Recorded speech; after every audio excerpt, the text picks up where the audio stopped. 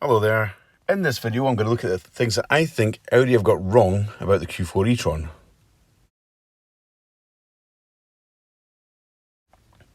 Going back to one of the first things I commented on in my first review of the car, all the shiny surfaces. Everything in here gathers fingerprints like you wouldn't believe. This is, after a few days, this is the state it comes back in. I have to clean the screens and the surfaces in here more often than I have to charge the car. It's frightening. Why? Why does it have to be shiny everywhere?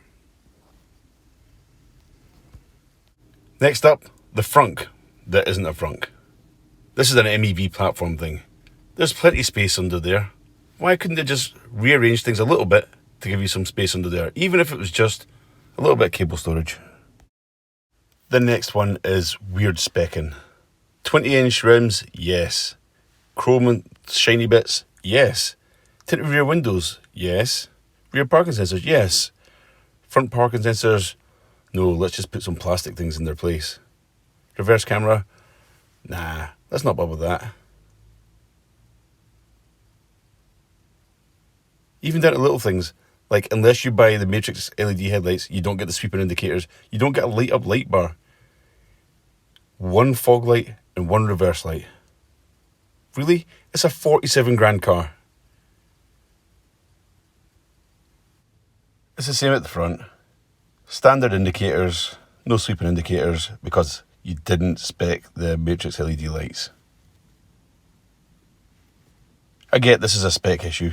I could have got that, but 1,500 quid for fancy headlights seems a bit much.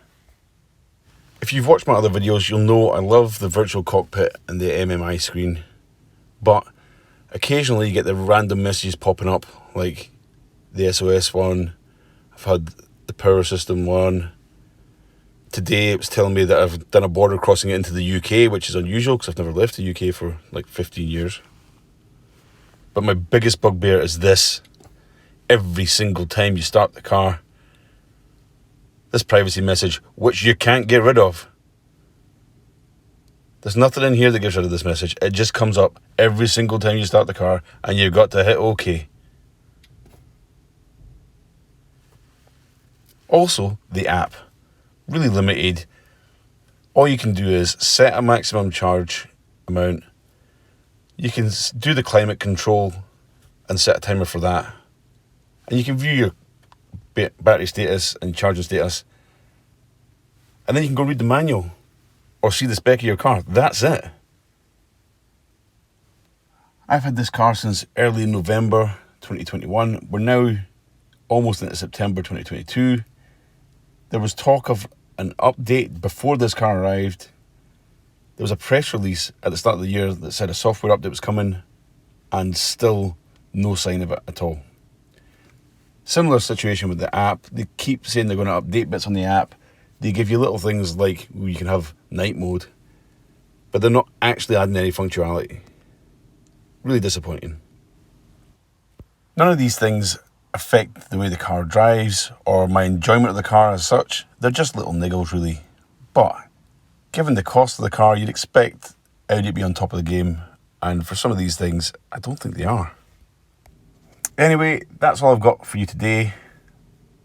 Remember to like and subscribe. Leave a comment if you agree or disagree with what I said, or if you think there's anything else annoying about this car. Thanks for watching. See you next time.